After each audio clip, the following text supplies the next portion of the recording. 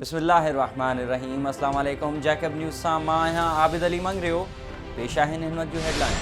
सिंध जे ॻूणे वॾे वज़ीर सैयद क़ाइम अली शाह ऐं MNA सैयदा नफ़ीसा शाह सूबाई सलाहकार मीर एजाज़ हुसैन जखराणी सां संदसि अमड़ जे लाॾाणे ते जखराणी हाउस पहुची ताज़ियत कई ऐं ॾुख जो इज़हार कयो। इन मौक़े ते MNA Nafisa Shah press conference कंदे चयो त वज़ीर आज़म खे घुर्जे त हू डॉक्टर फैसल सुल्तान खां पंहिंजो मुआइनो कराए। मुल्क जे वज़ीर आज़म खे IG सिंध वारो मामलो ऐं वफ़ाक़ पारां आइन ते हमिलो मज़ाक़ लॻी रहियो आहे। बेटनि बाबति सिंध असेंबली पंहिंजो आइनी हक़ इस्तेमालु कयो आहे। जेकॾहिं हिन बावजूदि वफ़ाक़ आइन ते हमिलो जारी रखियो त असीं क़ौमी असेंबली ऐं सेनेट में एहतजाज कंदासीं। हुन चयो त PTI जी सॼी टीम करप्ट आहे, पर हू पाण खे बचाइण लाइ नैब वारो हथियार इस्तेमालु करे रहिया आहिनि।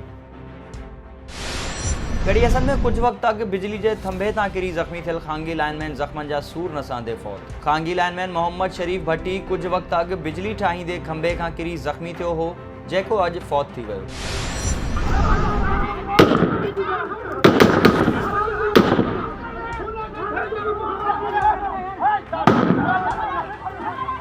मुबारकपुर भरिसां कट्टा शाख वेझो ॻोठ सिकंदर खोसो में ज़मीन जी मालिकी तां खोसा बिरादरी जी ॿिनि धुरियुनि में झेड़ो। फायरिंग, को बि जानी नुक़सान न थियो। पुलिस इत्तला ते पहुची फायरिंग बंदि कराए वरिती।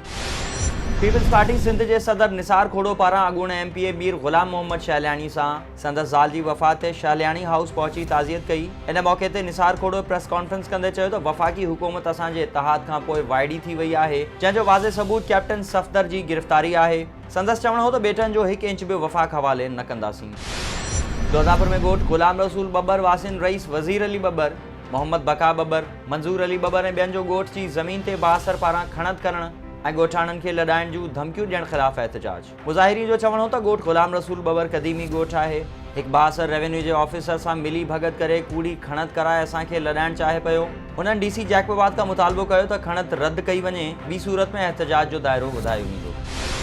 जैकबाबाद में 12 रबीउल अव्वल जे सिलसिले में राजा फयाज़ अहमद पारां संदसि रिहाइश गाह ते महफ़िल मीलाद कराई वई, जंहिंमें शहर जे नाले वारे नातख़्वाननि शेख मोहम्मद शफ़ीक, हाजी अबरार, अली रज़ा, जुनैद, उस्ताद हुसैन बख्श, अब्दुर्रहीम, फरहान सुल्तानी, वहीद अली, ग़ुलाम नबी रिंद ऐं ॿियनि सनाख़्वाननि हुज़ूर अकरम सल्लल्लाहु अलैहि वसल्लम जंजी बारगाह में हदिया नात शरीफ़ पेश कयो, जॾहिं त महफ़िल मीलाद में आबिद इरशाद नक़ीब महफ़िल जा फ़राइज़ अंजाम ॾिना।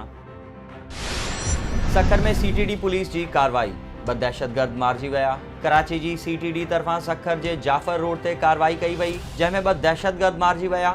CTD इंचार्ज चौधरी सफ़दर मूजिब दहशतगर्दनि जे कब्ज़े मां हथियार, धमाकेदार मादो ऐं मोटरसाइकिल मिली आहे। मारिजी वियल दहशतगर्दनि जो ताल्लुक़ पाबंदी मड़ियल तंज़ीम सां आहे। डेरा लहर में रक्षा ते वेठल औरत जंप अचण सबब किरी पई, पुठियां ईंदड़ ट्रैक्टर खेसि चीभाटे छॾियो, जंहिंमें पीरसन औरत मुस्मात हनीफ़ा मौक़े ते ई फ़ौत थी वई। वाक़े बाद रिक्शा ऐं ट्रैक्टर ड्राइवर फ़रार थी विया। इत्तला ते पुलिस पहुची औरत जो लाश सिविल अस्पताल मुंतकिल कयो। पुलिस मूजिब वाक़ियो तेज़ रफ़्तारी सबब पेश आयो आहे। सुल्तानकोट में बूह जी प्रेस मशीन में खूह जी सफ़ाई दौरान पौरियत हाफ़िज़ आराई खूह अंदर बेहोश। खेसि बचाइण लाइ खूह में लथल मज़दूर नूर अहमद, बरकत अली ऐं यासिर आराई बि गर्मी सबब बेहोश थी विया। ॿाहिरि बीठल मज़दूरनि खेनि फौरी तौर कढी वरितो ऐं सिविल अस्पताल मुंतकिल कयो, जिते हिकु मज़दूर जी हालत ॻणती जोगी ॿुधाई पई वञे। मसू बुरगड़ी में नोरला फाटक वटि लाहौर खां कराची वेंदड़ नाइट कोच जो चिंची रक्षा खे टक्कर। नतीजे में 2 औरतुनि समेत 5 ॼणा ज़ख़्मी, सिविल अस्पताल मटियारी मुंतकिल। ज़ख़्मियुनि में नदीम, मदद, रब नवाज़, मूमल ऐं जामुल शामिल। नाइट कोच खे 1 कलाक बाद क्लियर करे पंहिंजी मंज़िल ॾांहुं रवानो कयो वियो। इलाइक़े वासियुनि मूजिब फाटक न हुजण सबब हादसो पेश आयो। घारो वेझो वाटर पार्क नेशनल हाईवे ते ठठे खां कराची वेंदड़ सूज़की कल्टी, 7 ॼणा ज़ख़्मी।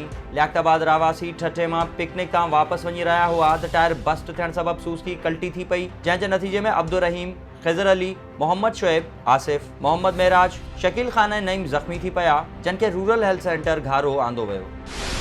कंदकोट ज़िले में हलंदड़ क़बीलाई तकरारनि जे ख़ात्मे लाइ समाजी अॻवान कादिर चांडियो जे सॾ ते मुख़्तलिफ़ सियासी समाजी तंज़ीमुनि जो सिटी पार्क खां कादिर चांडियो, इरफान अली, मोहम्मद अकरम बाचकाणी, अख्तर सिंधियार, रमज़ान डोमकी, अब्बास बाचकाणी, इरफान अली खोसो ऐं ॿियनि जी अॻवानी में प्रेस क्लब ताईं रैली कढी वई। रैली खे अॻवाननि ख़िताब कंदे चयो त सिंधी क़ौम खे क़बीलाई तकरारनि में जकड़े खेनि बुनियादी सहूलतुनि खां महरूम रखियो वियो आहे। ही तकरार अमन लाइ नासूर बणियल आहिनि, जंहिं जे ख़ात्मे लाइ सरदारनि मुअज़्ज़िज़ीन समेत इलाइक़े वासियुनि खे पंहिंजो किरदारु अदा करणो पवंदो। खैरपुर के कच्चे वारे इलाके में लाड़कानो में खैरपुर पुलिस पारा छित धाड़ेलन के मारण वारी दावा के बदनाम धाड़ेल रब नवाज उर्फ रब्बू नारे जो ड्रामो करार रही छो। धाड़ेल पारा जारी कल वीडियो में दावा कई वही है तो संदस साथी मुखालिफ धाड़ेलन के हमले में मारजी वया आहिनि। पुलिस को भी ऑपरेशन नाहे कयो। नवाबशाह में सिंध के बेटन ते गैर कानूनी ऑर्डिनेंस जरिए वफाक पारा कब्जो करण वारे अमल खिलाफ सिंध प्रोग्रेसिव कमेटी के सॾ ते जसकम शहीद भुट्टो अवामी वर्कर पार्टी अवामी जमहूरी पार्टी ऐं कम्युनिस्ट पार्टी के अगवान कुर्बान पावर मंजूर अहमद जलबानी इरशाद खास खैली मुख्तार सिंधी फैज़ कीरियो या मुन्नड़ ऐं ॿियनि जी अगवानी में प्रेस क्लब ॿाहिरां एहतजाजी मुज़ाहिरो कयो वियो। संदन चवण हो त सिंध जा ॿेट सिंध जी मिल्कियत आहिनि। वफ़ाक पारां गैर कानूनी गैर आइनी ऑर्डिनेंस जारी करे सिंध जे हक़ ते कब्ज़ो करण की कोशिश कई वई आहे जंहिंखे कामयाब थियण न ॾींदासीं। डहरकी में बार एसोसिएशन पारां सेशन जज घोटकी इकबाल अहमद ख्वाजा जे मान में मांझांदो वकील बिरादरी की शिरकत। सेशन जज घोटकी जो चवण हो तो डहरकी की सरकारी अस्पतालन में डॉक्टर्स की खोट ऐं लाइब्रेरी की इमारत की मरम्मत बाबत DC ऐं DHO के लिखंदुसि। तकरीब में सीनियर वकील सलीम अख्तर मलिक गुलाम रसूल महर ऐं ॿिया पिण मौजूद हुआ।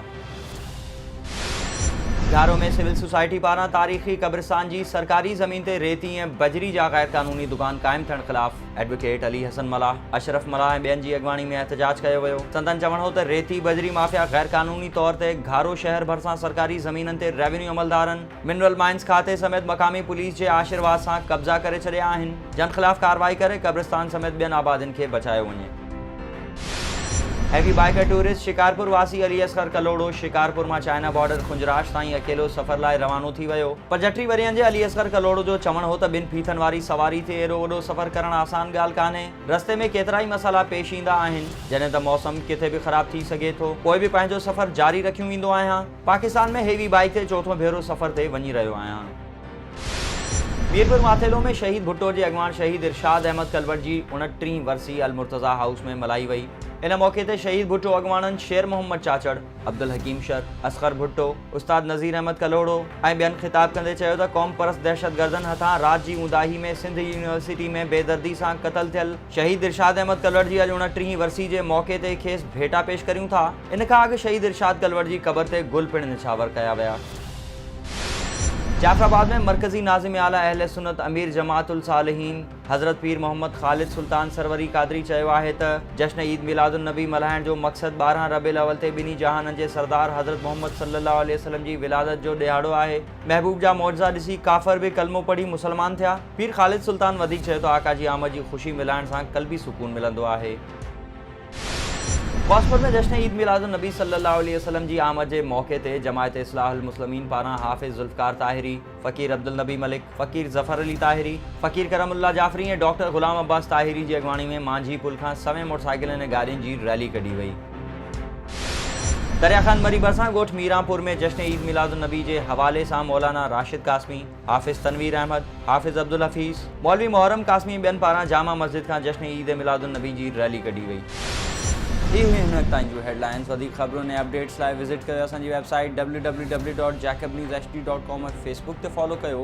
ॾिसंदा रहो जैकब न्यूज़ ख़बर खां हक़ीक़त ताईं।